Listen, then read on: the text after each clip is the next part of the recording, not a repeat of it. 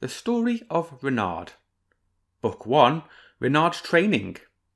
Chapter 1, in which we become acquainted with Reynard the Fox, his litter, his castle in the woods, the pleasant countryside round about, and sundry men his neighbours. The fox was sitting at the very edge of the bramble thicket, but only the most cunning of men or dogs could have seen him as they passed along the forest path.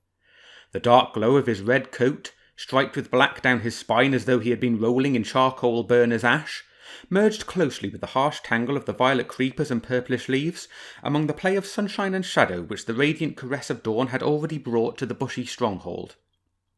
Reynard sat there comfortably, feeling truly at home, his tail curled round his hind legs and his forepaws resting on the dead leaves, while a silvery tuft of clematis quivered against the white fur of his throat. It was the beginning of May, the time when the pink hawthorn flowers, when the oak tree throws a thicker shade, when the cuckoo calls in the dells. The morning breeze blew over the fox's head and round about him, stirring the leaves momentarily, making them crackle one by one, harsh brambles, almost as savage in this smiling light as in the bitter months when they resisted the biting hail and the weight of snow on snow.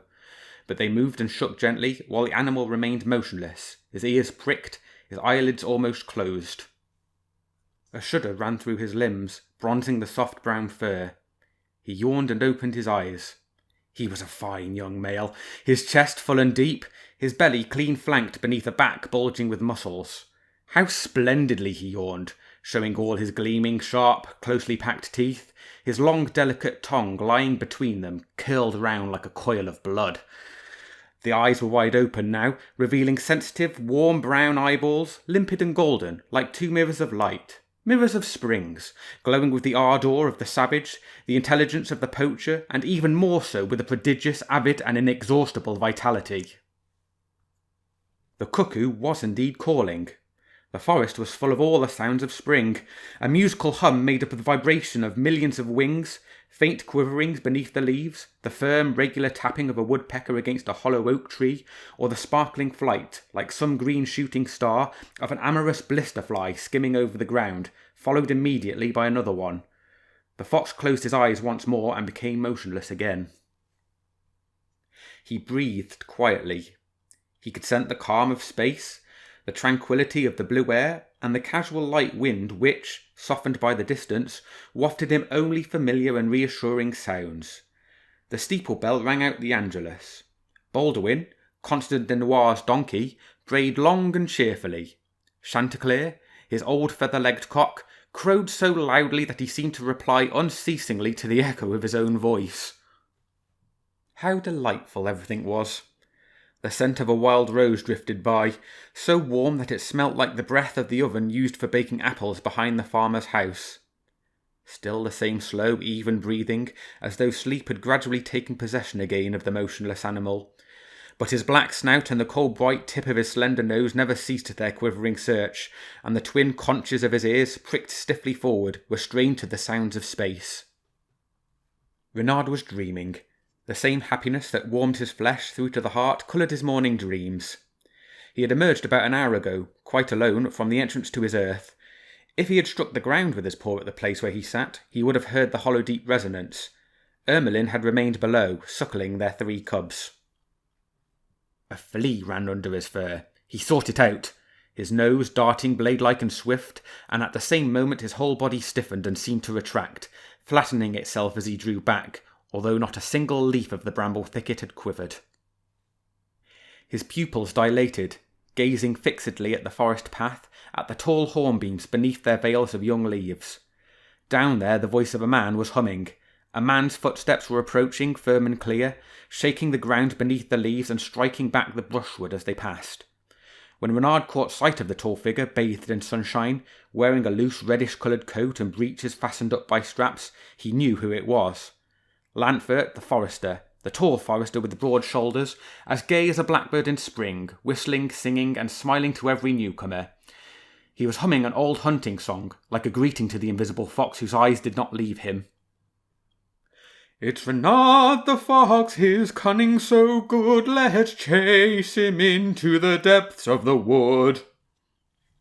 But Lanfert would not pursue him, not that day nor any other. With a flower in his mouth and his heavy axe over his shoulder, he was already on his way beneath the hornbeams towards the clearing where he was felling trees. Reynard growled low down in his throat and pursed his muzzle towards the edge of the forest. He had just been thinking of other men who were his enemies, of Beater, Lord de la Fouille's master of the hunt, who searched the wood with a boarhound always at his heels. Horrible, hateful dogs, bloodhounds like Tracker, whose forehead was rough with huge wrinkles, hounds with strident voices and hard, indefatigable paws like Caller, Crier and Royster, or those hound bitches who are even keener, hotter on the trail like Ranter, Savage or Sly. May the bear strangle them, may the wolf rip their guts out. Another restrained growl, an arched back, a grin from the dark jaws, showing a glimpse of white teeth. Away with the squire, his huntsman and his pack. There were greater dangers for Reynard, another man and another dog.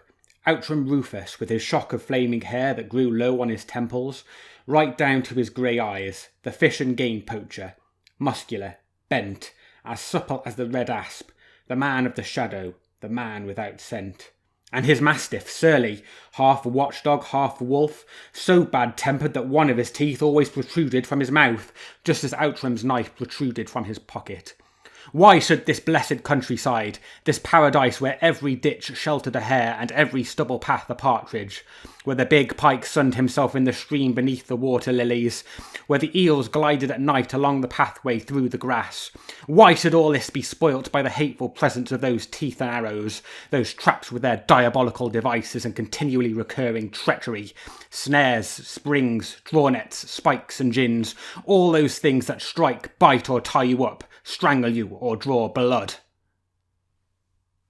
Reynard stopped growling, moved his shoulders slightly to the left and half turned his neck. His mate, long-bodied and slim, her coat lighter than his, was at his side. Without seeing or hearing her, he had scented the smell of stale soil she brought with her from the depths of the earth. She greeted him and nibbled his ear, and leaning on her neck with one paw, he made her bend her head softly, holding her as she lay for a moment on the thick layer of dead leaves. She was thin, her flat dugs hanging down loosely, but her eyes were as bright as Reynard's, and like his they expressed the joy of life, ardent and impetuous youth. The fox withdrew his paw. The vixen stood up with a twist of her back, and turned round at the same time as he did.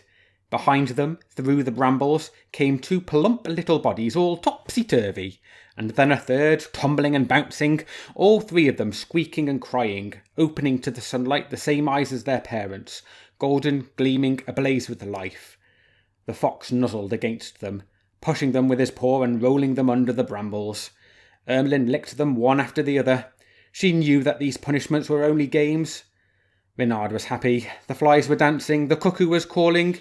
They had 3 fine cubs, and in the distance, Lanfert's axe was starting to fell the oak trees. A few moments later, a wren, with his beak and tail in the air, was chirping at the very edge of the brambles, greeting the new day at the very place where the 5 foxes had paid their homage before him. They had disappeared like shadows, first Ermelyn and her sons into the depths of the burrow, the vixen with her thin flanks, her teats almost dried up, then the fox into the forest.